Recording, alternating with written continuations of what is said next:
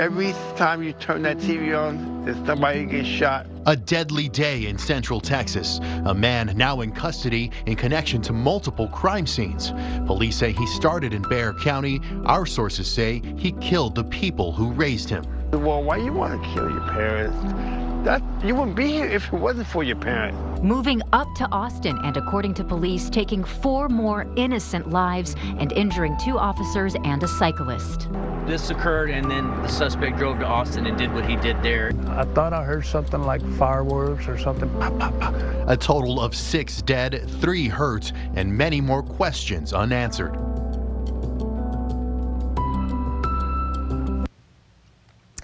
Thanks for being with us tonight. A day of terror across Central Texas. We start with the shooting spree that killed 6 people across Central Texas yesterday. New this hour, a top law enforcement source tells us while the investigation is still ongoing, the suspect randomly attacked the Austin victims. If you're now just joining us, let's get you up to speed. Okay, here's what we know so far about the suspect. We now have the booking photo of 34-year-old Shane James Jr. He is a former Army officer now charged with capital murder. He was booked into the Travis County Jail last night. We're going to get more into his background in a moment, but first, let's walk you through a timeline of what happened yesterday from Austin to San Antonio. Yesterday morning, around 10:40, an Austin AISD officer was shot near Northeast Early College High School in East Austin. That's off Highway 290. And we've just learned the officer hurt is Sergeant Val Barnes. AISD says he served the district for 29 years and is currently a supervisor supporting school resource officers. Yesterday, Sergeant Barnes called out to report that he was taking gunfire from someone and had been hit in the leg. The district says Sergeant Barnes has been released from the hospital. We're told 15 agencies responded to his call for help, and the school was put on lockdown. Students were later taken to Delco Activity Center to be reunited with their families, and classes were canceled today. We do have 2 confirmed patients on this. We're searching the area to make sure we don't have any more. Now, after the shooting at the school, authorities responded to a double homicide on Shadywood Drive in South Austin between South First and South Congress. This was just before noon. And at this scene, we know a man and a woman were both shot and killed outside of a South Austin home. And now you can see flowers and candles have been placed outside as a memorial for the shooting victims. Neighbors say they are shocked by what happened. One neighbor we spoke with says the man was shot first and that he was a handyman who had been working on the home, and they tell us that woman had just moved into the home being worked on and that she ran outside to try to help the man. I came home yesterday and I couldn't get into my home because of all the police cars and the medical examiner and all that stuff. You know, I completely understand. Our team, who has been at the scene most of the day, says they've also seen many people going in and out of that Shadywood Drive home, occasionally sitting outside by that memorial. Now, let's get back to the timeline. A few hours later, that's just before 5 o'clock yesterday, a cyclist was shot on West Slaughter Lane, also happening in South Austin. And we've learned the cyclist ran into a store called ATX Bikes, saying that he had been fired upon, but at the time, he didn't know he was actually shot. That's according to the owner of the shop. Frank Pryor said dozens of cyclists had gathered in front of his store ahead of a weekly group ride when they heard the gunshots, and that's when the victim came in needing help. The version that we heard is he's spinning on the trail, and in what he described as an ambush, this person stepped out, pointed the weapon at him and fired, and continued to do so. He thinks it was more than 3, about 5 shots. Now, Pryor told us the cyclist returned to the store this morning to collect his bike, which he left after the ambulance took him to the hospital. Pryor says the cyclist is doing fine, but is, as you would imagine, still processing what happened to him. Looks like we have multiple victims at the 5376 Austria Loop. Now we're talking about 6:48 yesterday evening. Austin 911 received a call about a burglary in progress in the 5300 block of Austral Loop. So that's near Mopac Expressway and La Crosse Avenue. That is also where an Austin police officer was shot. We are hearing that officer is now at home and is expected to be okay. That's according to the Austin Police Association. Police say 2 more people were found dead in a home off of Austral Loop. Our Jayla Washington has been there all morning talking with neighbors. Jayla. Hey, Daniel, Britt. Yeah, obviously just neighbors shocked tonight, and that crime scene tape just removed hours ago, giving us a first look at the home where that happened, according to police audio. It is that brown home there behind me. Now, as neighbors just replay what happened, hearing those helicopters as well as just the gunshots, there is one haunting question that they keep asking themselves. Could this have been them or their family?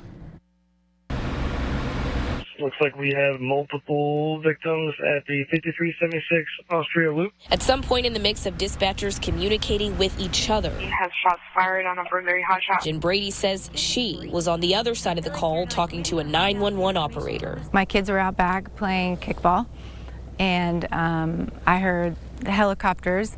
And they told me that they heard a firework, and then I kind of put it together with that, thinking it was a gunshot. She didn't know it then, but she says she thinks her son was in direct contact with this guy here, Shane James, accidentally hitting him with a kickball over the fence of their backyard. So I called 911. When I was on the phone with them, the shots were fired out front of the house. I was screaming and freaking out to the 911 dispatcher, and I asked him, should I put my kids in the bathroom? Like, what should I do? Those shots would turn out to be just 2 homes down from Brady's family, where a husband and wife lived, according to neighbors. The cops came in. I saw them get down and start, loading weapons, and that's when I told my son to go back inside. We're going to send EMS 100 and Medic 2 to the Austria Loop location, the residence. Austin police tell us an officer confronted James in a backyard along the Greenbelt, and James opened fire and shot him.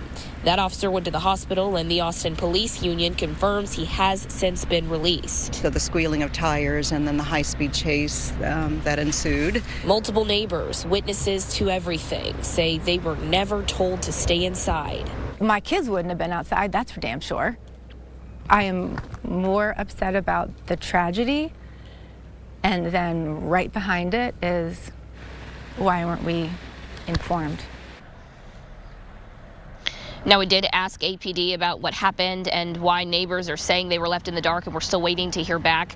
Neighbors tell us they know exactly the people who were killed, but we're not reporting that information as of right now until we have that official confirmation from police. But again, according to neighbors, they are telling us that a wife and husband lived there in the home. Now, after the shooting, in the backyard, officers, they chased the suspect to SH-45 and FM-18, where after a crash, they were then able to finally, after the entire day, hours, were able to take him into custody. Britt. Jayla, thank you very much. And after that dramatic chase and meeting between the suspect and police, Austin police started connecting more critical dots. APD called the Bexar County Sheriff's Office in San Antonio, saying the suspect here in Austin had some links to a residence on Port Royal Street in San Antonio. When officers arrived there, they found the bodies of the suspects, the parents, 55-year-old Phyllis James and 56-year-old Shane James Sr. Now, the Bexar County Sheriff told reporters a short time ago about deputies' previous interactions with the suspect, including a call in August of this year. I wish there was more that the system could do for suspects like this man. It appears, by all accounts, he's suffered with mental illness for some years, from what the family members are telling us. The Bexar County Sheriff's Office says James had been arrested last year for misdemeanor charges of assault. The victims, again, were parents and a sibling. He was released from jail 2 months earlier. Investigators also came to the home for yet another mental health episode call in August of this year. And here's what else we know about the suspect, Shane James Jr. Today, U.S. Army Media Relations confirmed to us that James was in the Army from February 2013 until August 2015 as an infantry officer. He held the rank of first lieutenant and was not deployed during his service. Now, the Army would not tell us the reason for James's separation, citing privacy rules, but the Bexar County Sheriff says James was discharged over a domestic violence incident. Now, this story is constantly evolving, and we want to have you give you all the latest details as soon as we get them. We have everything you need to know, from the suspect's information to the event timeline, for you on KXAN.com. And we have much more news pertaining to our community, so stay with us right here on KXAN, plus your weather, the very latest, coming up.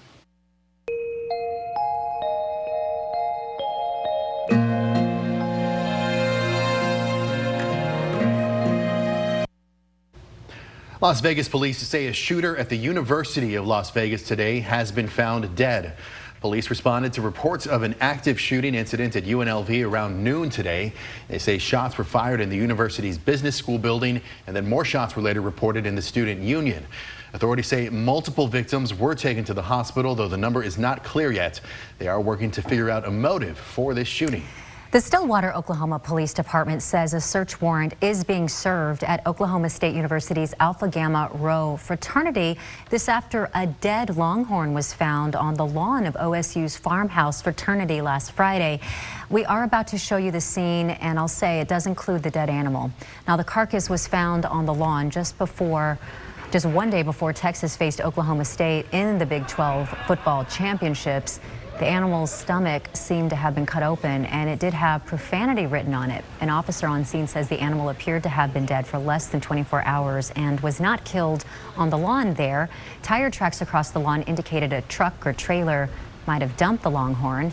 The OSU Animal Disease and Diagnostic Lab says the animal was suffering from a natural disease process. In their initial necropsy findings, investigators believe members of the Alpha Gamma Rho fraternity have, quote, imperative information in connection to the longhorn. A separate investigation is underway by OSU's Office of Student Support and Conduct. The war between Israel and Hamas continues to intensify. The battle President Biden is facing to support multiple U.S. allies. Another pleasant day with temperatures at Coda in the 60s. But notice those clouds starting to increase. Changes are coming next in your forecast. With time running out, today President Biden is pressing Congress to pass more funding to support Ukraine in its fight against Russia. And it comes as the White House is grappling with how to respond to two major conflicts in both Ukraine and the Israel-Hamas war. Here's Alice Barr. At a time when two major conflicts are stoking global unrest, President Biden making the case to keep supporting American allies, especially Ukraine. Stand against the tyranny of Putin. Stand for freedom. Republican lawmakers insist any new Ukraine funding must be tied to major investments in U.S. border security. If we're going to help secure the people in Ukraine and in Israel, we also have to secure our own people. I support real solutions at the border. But bipartisan talks over new border policy broke down, and the White House is adamant Ukraine will run out of money to fight off Russia and could lose the war if Congress fails to act by the end of the year. They're willing to literally kneecap Ukraine on the battlefield and damage our national security in the process. As the president makes his pitch, Attorney General Merrick Garland today announcing war crime charges against 4 Russian soldiers accused of torturing an American citizen living in Ukraine during the invasion.